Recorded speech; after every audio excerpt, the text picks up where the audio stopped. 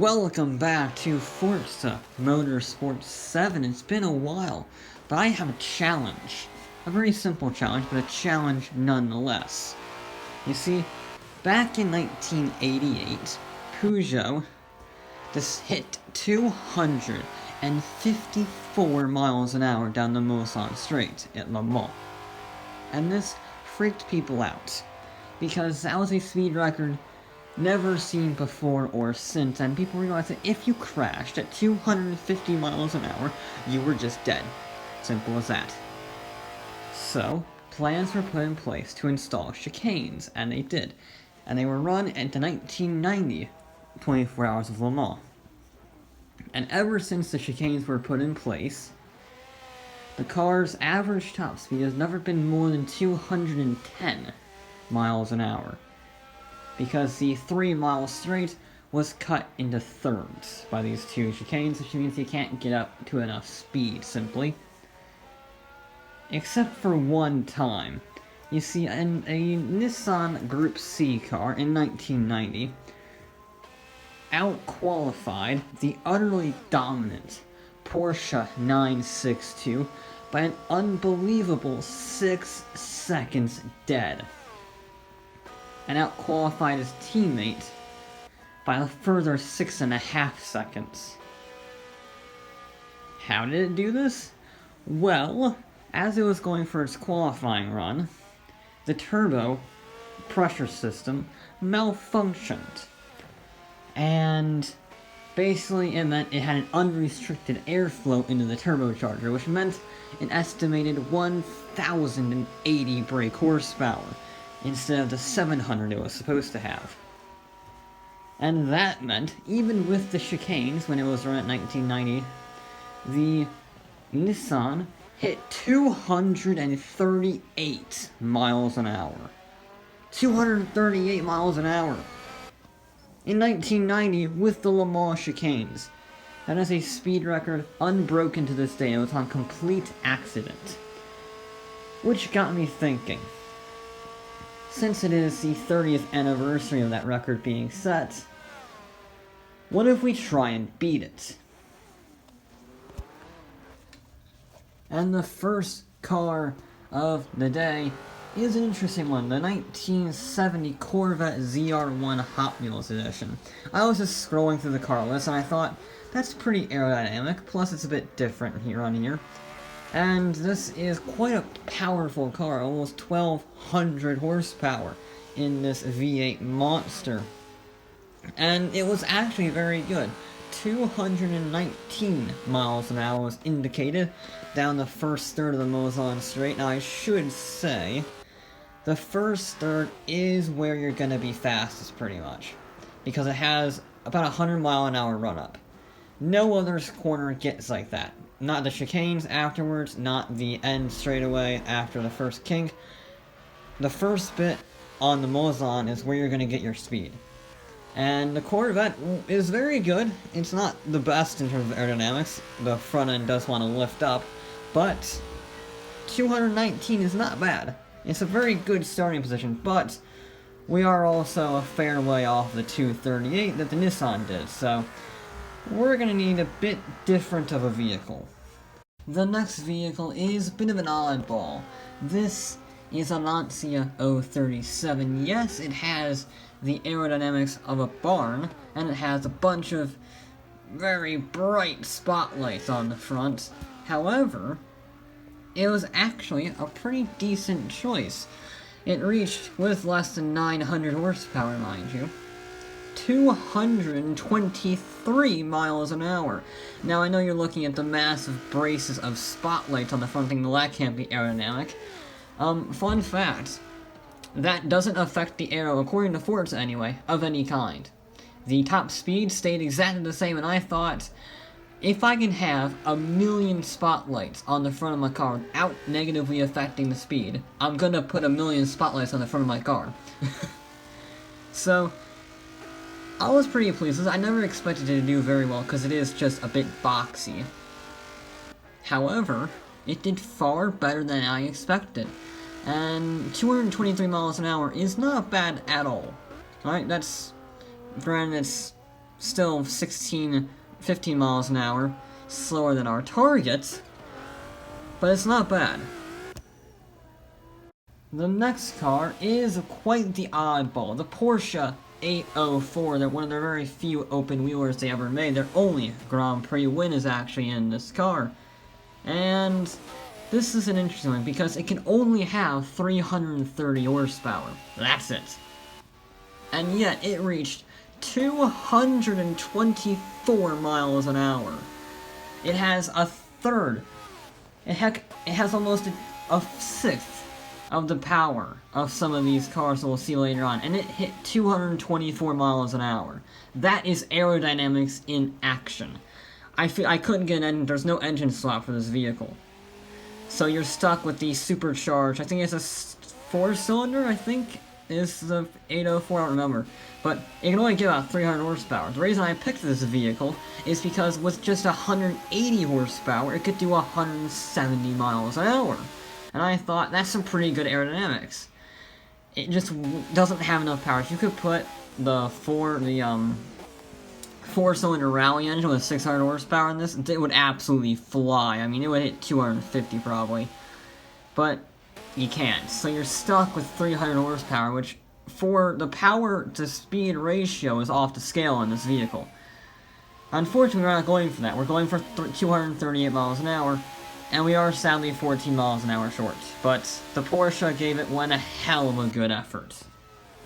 Now, all of these cars you've been seeing and will be seeing are rear-wheel drive.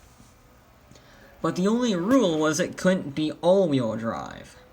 So, I decided to try out a front-wheel drive car just to see how it would be.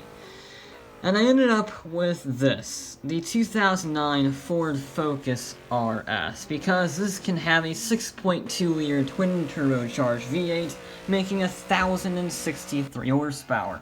And it's actually pretty controllable for how much power going through the front wheels. I was very impressed with how controllable this car was.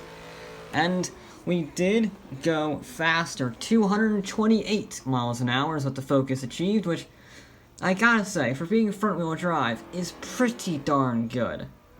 That's pretty darn good. 228 miles an hour in a front-wheel drive hatchback.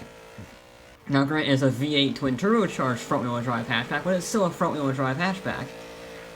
And yes, I tried to remove the wing. You can't actually take that rear wing off, so it's not perfect aerodynamics, but it'll work. And again, we are 10 miles an hour short, which, you know, this is a full-on Group C car, and we're racing it against a Ford Focus, so it's very good for what it is. It's just not good enough for what we need it to be. Now, this was a bit of a letdown, if I'm honest. The 2019 Corvette ZR1, we're back to Chevrolet. 232 miles an hour is how fast this car went, which is the first car to crack the 230 mile an hour barrier. We're getting closer. But if I'm honest, I expected better from the ZR1. It already had 750 horsepower to start off with. It's brand spanking new, designed in a wind tunnel. And I expected better from it. I couldn't remove the light bar even if I wanted to, which I wouldn't, because it's a light bar, which is just fun. But yeah, I expected better from the Vet, I'll be honest. I mean, it goes very sideways, so that's very nice. But it just wasn't fast. You know, relative to 232 miles an hour is no slouch, but I was expecting a lot better. I'll be honest, this let me down a bit. I thought this would be a vehicle that would hit the 240 mile an hour barrier, it would beat the Nissan, and it just didn't. It just didn't have, I say the power. It had 1,200 horsepower, and that wasn't enough. So, a bit of a letdown from the ZR1, I will be honest. However, nothing breaks my heart more than the noble M600, reaching an unbelievably tantalizingly close 237 miles an hour. It is 1 mile an hour short. The mighty noble M600, the underdog of the supercars, was 1 mile an hour short of the 238 mile an hour goal. And that was really frustrating, because I couldn't get on the brakes much later in this noble, I'll be honest. And it just it was so tantalizingly close. I mean, I even locked the brakes up trying to get it to slow down. It just wouldn't do it. I was very sad.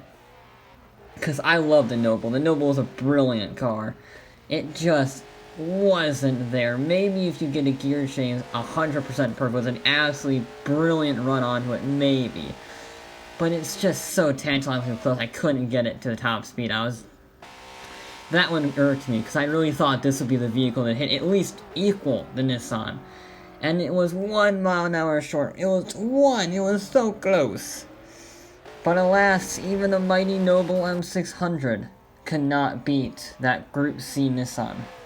No, that honor would go to the Lotus 11, which as you can see, is not exactly as controllable as the Noble was. You see, this weighs half as much as the Noble, and it has just 200 horsepower less, 900 horsepower, in this tiny little 1,300 pound rocket ship. And this is pretty much the limit without aero. Now, the Lotus does have one major benefit to it. Whenever you do speedrunning with the Lotus 11 on Le Mans, you always tackle the bumps, and the bumps will kill you, but the bumps are always at the chicanes. That's where the bumps end up being. So, you don't actually end up hitting them with the 11, which means you can get the power down, you can use that power, which means you can go 240 miles an hour, or 2 miles an hour faster than the Nissan. Yes, the little Lotus 11 was on the edge of control. This is pretty much the limit you want to run without massive aero. This does have some on the rear wing, as you can see.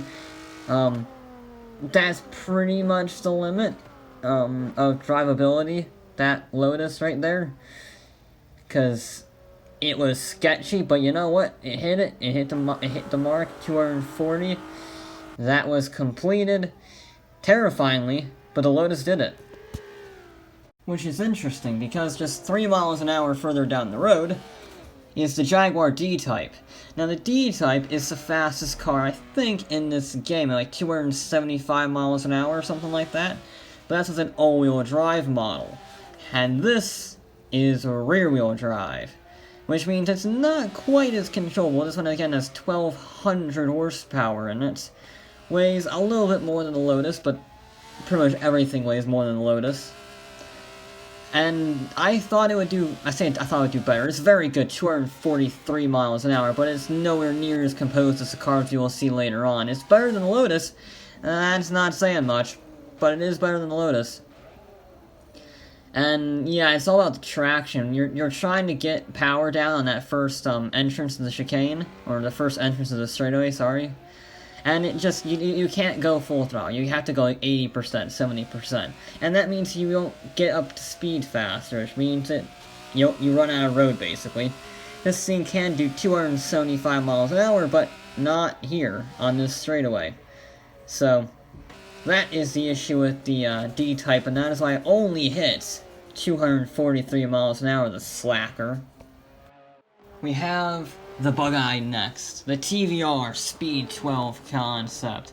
And this is actually more in tune with its actual version, ironically. You see, the car officially makes 800 horsepower. That's what it's restricted to. No one knows how much power it is when it's unrestricted. People estimate it's over 1,000 horsepower because it broke the 1,000 horsepower dyno. And this thing, well, it has 1,200 horsepower in it. So, it hit 246 miles an hour, and I will say, it was a lot nicer to drive than the Lotus or the Jag. Which is surprising from a TVR Speed 12, considering it was considered so dangerous they can't actually sell it. Which is why it remained a concept. So, that's the irony of the situation. The most dangerous road car ever made is somewhat less dangerous than some classic racing cars. I don't know if that's to be expected or not, but that is what we've ended up with. And 246 miles an hour, with the bright purple lean machine. Yeah, it's quite impressive. Not quite 250, I was almost expecting a little more from it, but you know, such lightweight. I was pretty pleased. And then I always love an excuse to use TVR Speed 12, because it is just a mental vehicle in every single way. And yeah, 246, not that bad. It is now time for our most powerful vehicle, and our least aerodynamic. The Fast and Furious Plymouth GTX. This is a monster with 2,000 horsepower. Yeah. 2,000 horsepower, rear-wheel drive, muscle car. And it has so much power that even with the atrocious aerodynamics, it can hit 256 miles an hour. It just pulls and pulls and pulls. It is an absolute brute. And I believe it's one of the fastest drag cars in the game, if I recall. And certainly around a straightaway, it's no slouch. And I think it'll top out around 270-ish, so you can see that straightaway, it's all acceleration. You see, some cars tend to like flatline at top speed. This thing just pulls until the end of time, I'm pretty sure.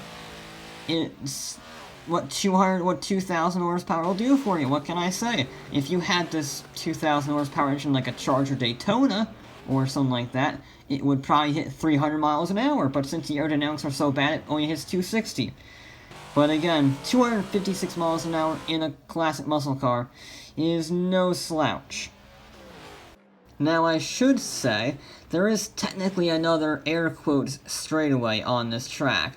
You see, when you turn right, there is this second half of the straight where there's no kinks, there's no chicanes.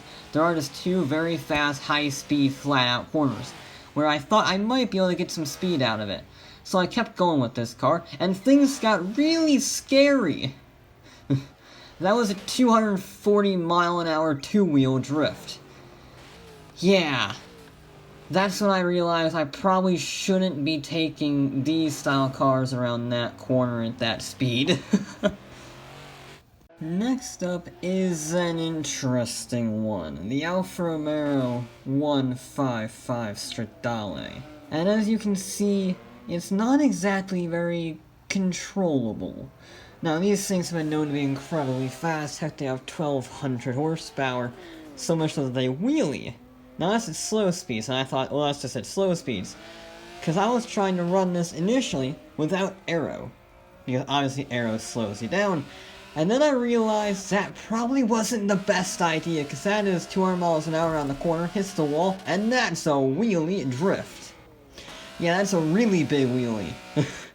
That's a massive wheelie all the way down the first straightaway, and then I don't know how I did this, I got on the brakes, and somehow managed to get it stopped before absolutely dying. And I had to finish the lap at this point, and things got somehow even scarier. Because I'm going, and then I hit a bump, and it's gone. The Lotus had some issues, this has bigger issues. That's a massive wheelie. The Lotus had issues on the bumps, this is just undrivable on them. It's terrifying. I mean, this is probably the best that you could end up driving this vehicle. I still spin it out, but it was absolutely terrifying to drive. The suspension was wobbly, the aerodynamics was unstable, the speed was brutal, the wheeling was constant. I mean, it's just a mad vehicle. You see it now, it's just ridiculous. So, I did have to run it with aerodynamics. I didn't really have much of a choice in the matter, as you can plainly see. It's not exactly drivable. And with it, I did hit 259 miles an hour. That is with the front and rear aerodynamics. I had to keep the front end down. And even with that, it still wanted to wheelie. It still wanted to. I think it did it one or two times, but it was at least controllable while wheeling. And that is how I was able to at least, get some half-decent speed out without fearing for my life. If you want a car that can pull like hell on the acceleration front, you get an Ultima 1020. I couldn't modify the power, it has its stock 1,020 horsepower, and you know what, it was still good for 260. It was very, very fast. It was 1 mile an hour faster than the Alpha, and it's much more controllable than the Alpha, funnily enough. I wasn't quite fearing as much for my life on this one. It was actually relatively easy to drive compared to the Alpha. The Ultima GTR is ridiculously fast. It's brutal accelerating. If I had a bit more power, like say 1300, 1200, I could easily hit 265 probably, 270 even. I can't upgrade the power though, so we're stuck at a measly 260 miles an hour for the legendary Ultima GTR, which is built in a shed, as it is for all British cars. However, the winner is honestly quite a surprise for me.